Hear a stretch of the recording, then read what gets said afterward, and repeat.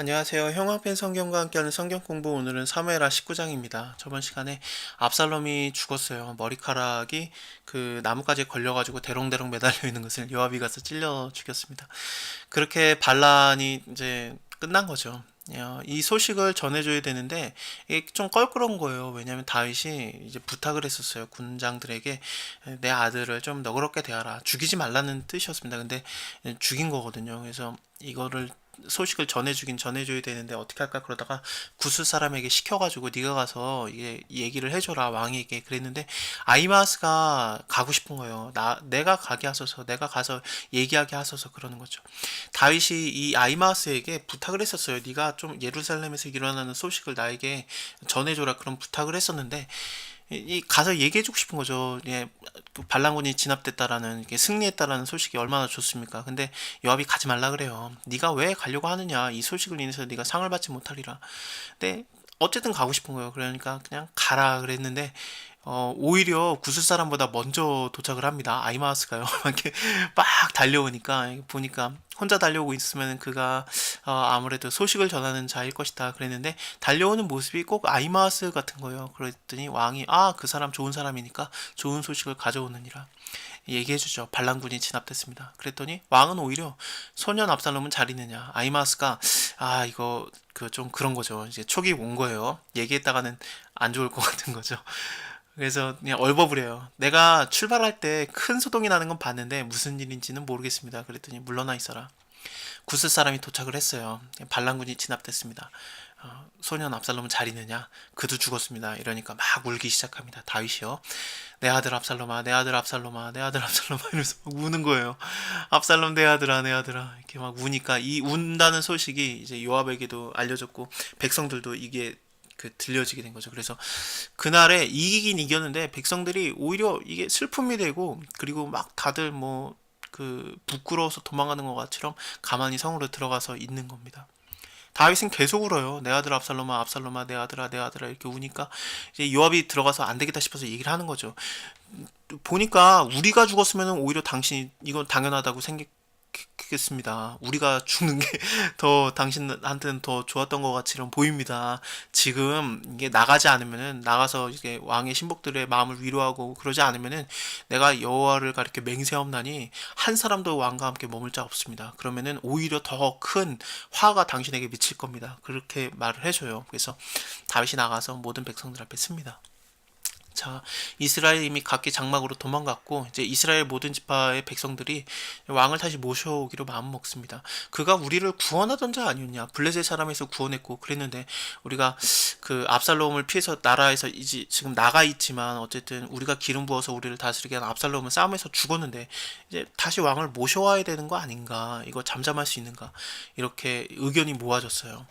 다윗이 사독과 아비아달 두 제사장에게 기별을 이렇게 따로 두는 거죠. 너네가 와서 나를 먼저 모셔야 되는 거 아니냐. 이게 나중이 되면 안 된다. 왜냐면 너희는 내 형제요, 내 고르기온을 어찌해서 왕을 도로 모셔온 일에 나중이 되겠느냐.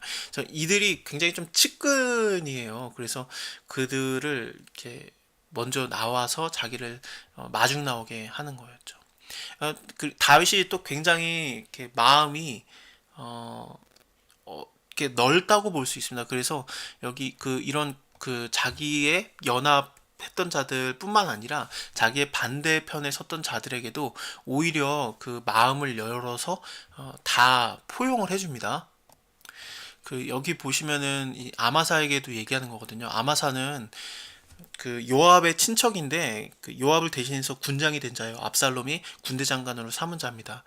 요압이 전체 군대 장관이지만 근데 다윗이 도망을 갈 때 같이 나갔기 때문에 자리가 비어 있지 않았었습니까? 그래서 압살롬이 아마사를 군대 장관으로 삼았어요. 이게 쉽게 말하면 반란군의 반역자의 최고 우두머리 장관이 되는 거죠.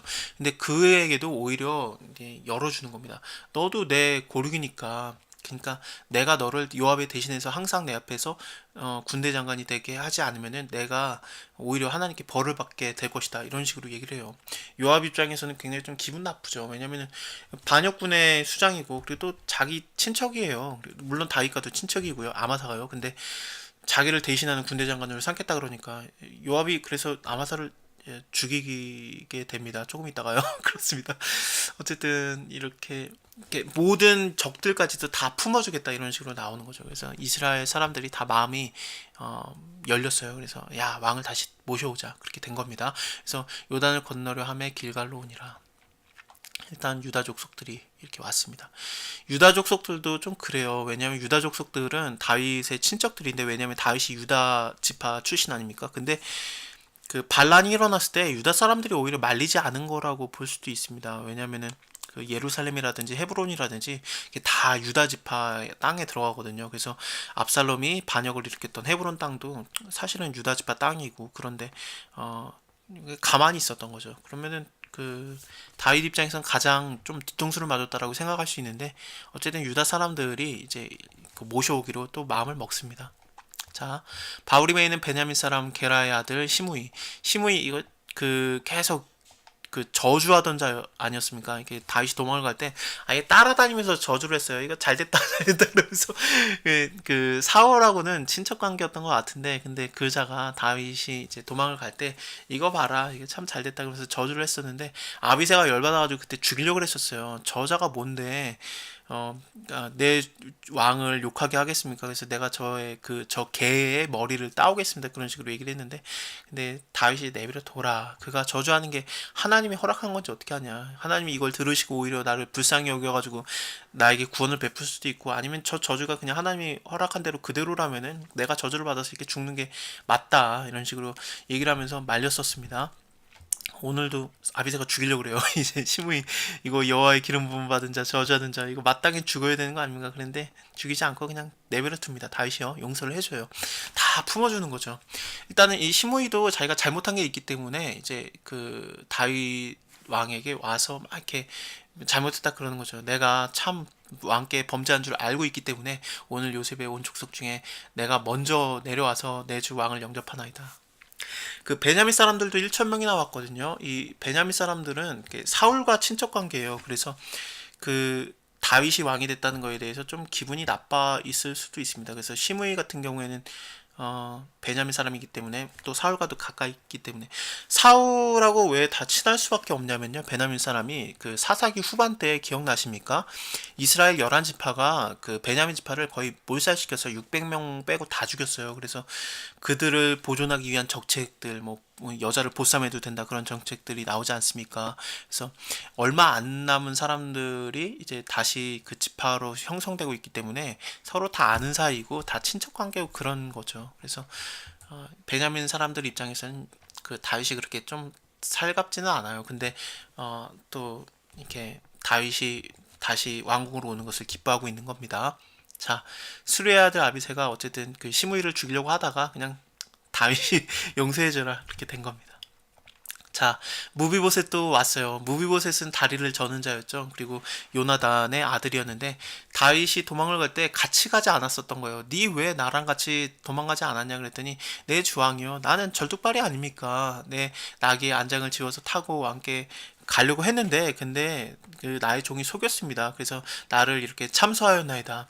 그 반역이 일어났을 때 이 시바가 이 아들 이 무비보셋의 종이죠. 여기 시바가 여기 잠깐 이름이 거론되는데, 사울의 사환 시바가 같이 여기 왔었습니다. 베냐민 사람들과요. 근데 어쨌든 무비보셋의 종이었는데, 그가 다윗에게 음식들을 갖다 바치면서 내 주여 막 그러면서 이것을 드십시오 그랬더니, 너의 주인인 무비보셋은 어디냐 그랬더니, 그는 지금 반란 일어난 거 잘 됐다라고 말하고 다닙니다. 이런 식으로 참설을 했었습니다.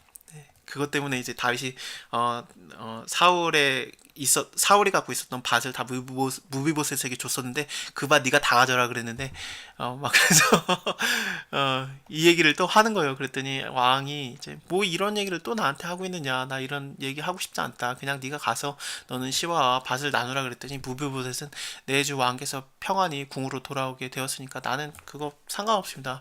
저로 그 전부 시바가 전부 그 밭을 가져도 나는 상관하지 않습니다. 이런 식으로 얘기를 해요. 아마 무비보셋의 말이 맞는 것 같아요. 자, 오늘은 여기까지만 얘기하고요. 이 다음에는 다음 시간에 보도록 하겠습니다. 감사합니다.